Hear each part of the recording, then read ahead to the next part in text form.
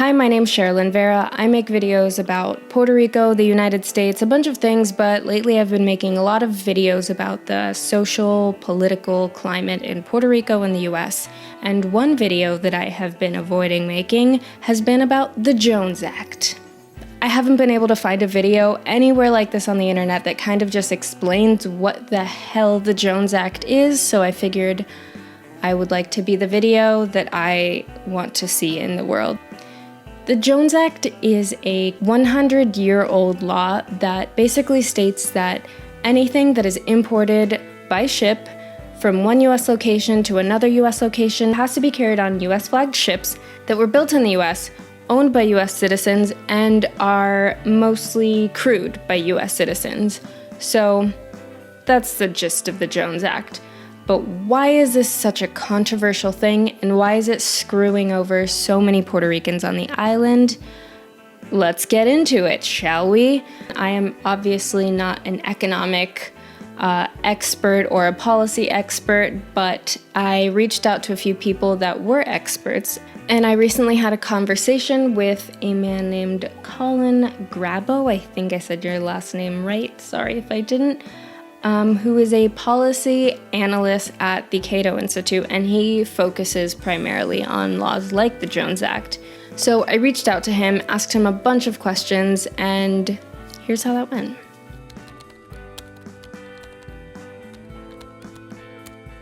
You are a policy analyst at the Cato Institute Center for Trade Policy Studies, where your research focuses on domestic forms of trade, protectionism, such as the Jones Act.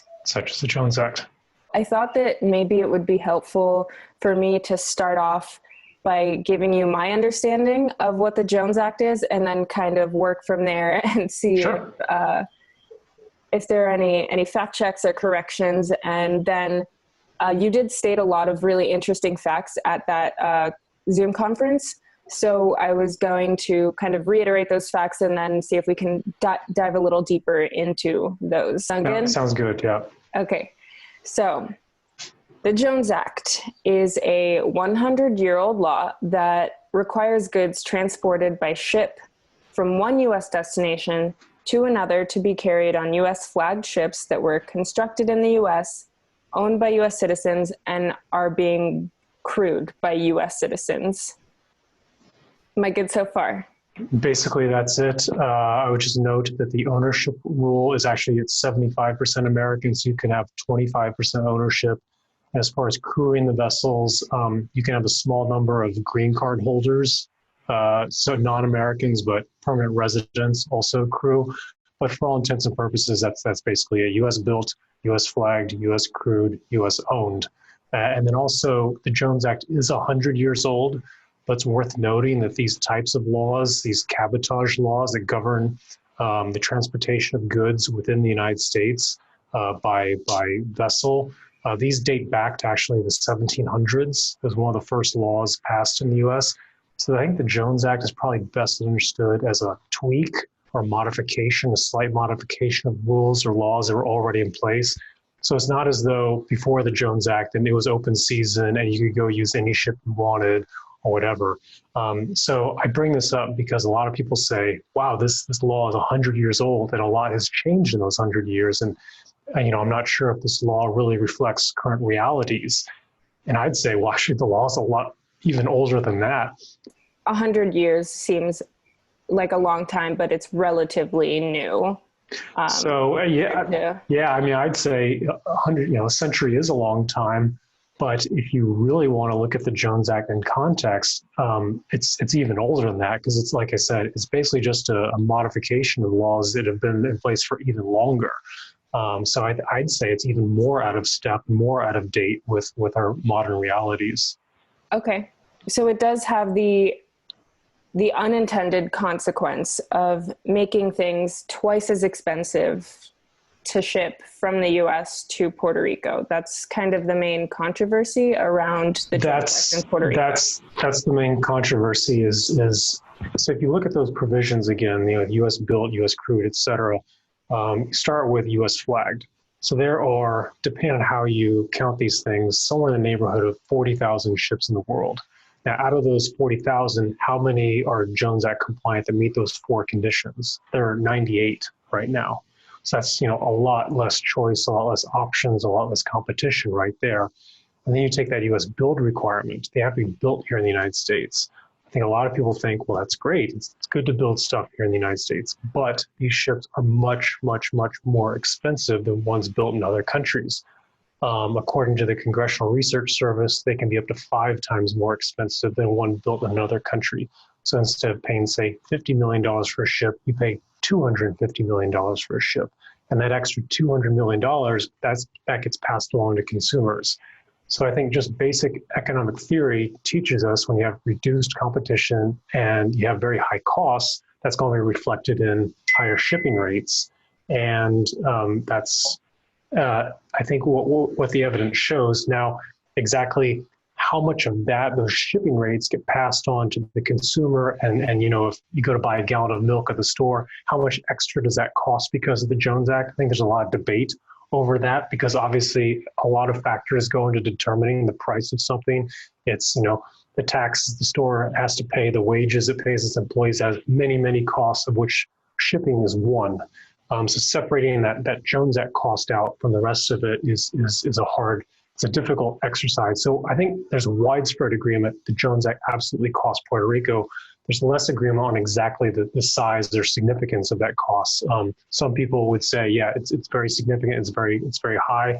And then if you listen to supporters of the Jones Act, they will try to tell you that it's practically nothing. I think I remember a study or something that you sent me that showed people tried to justify the cost by comparing like Walmart prices. Yeah, there's a study put out by the American Maritime Partnership, which is the main lobbying group for the Jones Act that represents all the corporations and businesses that benefit from the Jones Act, from that reduced competition. And they put out a report in 2018. I don't think it's a coincidence. This report came out, less than a year after Hurricane Maria, which hit Puerto Rico. And there's a lot of attention about the Jones Act and its impact on Puerto Rico after the hurricane. And this report tried to make the case that there was basically no impact to consumers, that nobody paid any extra money when they went to the store. The methodology was basically, they went to the website of Walmart and they looked at the price of things in Jacksonville, Florida, and they compared it to what it cost at a Walmart store in San Juan. They took 13 items. There was no explanation for how these 13 were picked. And they said, well, if you look at these 13, the prices are either the same or lower in San Juan than in Jacksonville. They picked Jacksonville because that's the city that most of the ships going to Puerto Rico from the U.S. mainland originate from. Mm-hmm. And so therefore there's no cost. Well, I mean, there's any number of problems with that methodology. I'll just say anecdotally, I myself went to the website of Walmart for San Juan and Jacksonville, and I was able to find, a number of products that were more expensive in Puerto Rico than in Jacksonville. I think, for example, I found ice cream was like $3 in Jacksonville, and it was like 2 or 3 times that price in San Juan. And I think yogurt was more expensive in San Juan. I don't think any economist would agree with that conclusion that they reached. 2 summers ago, when I went to Puerto Rico, I was shocked at how much money I was spending on food and just basic items. I was spending LA prices for a sandwich in San Juan, in a gentrified part of San Juan. So, there are lots of different factors, but it was a little shocking to see how much people that are getting paid a lot less how much they're paying for the same amount. That's right. I mean, Puerto Rico, if it was a U.S. state, it would be the poorest U.S. state. It has a 43% poverty rate, and yet we're putting this burden on these people that we're artificially raising the price of the goods that they have to buy. It's perhaps worth noting that Jose Andres, the restaurateur, who's based out of here in D.C., I believe he also owns a restaurant in Puerto Rico, and he said, anecdotally, that he pays something like 15 to 20% more for the food he buys, if I recall correctly, for the restaurant, that he operates. And he has the advantage of, I assume, operating a restaurant, being able to buy in bulk and getting special deals. But he notices the price of these things. So I think it's very real.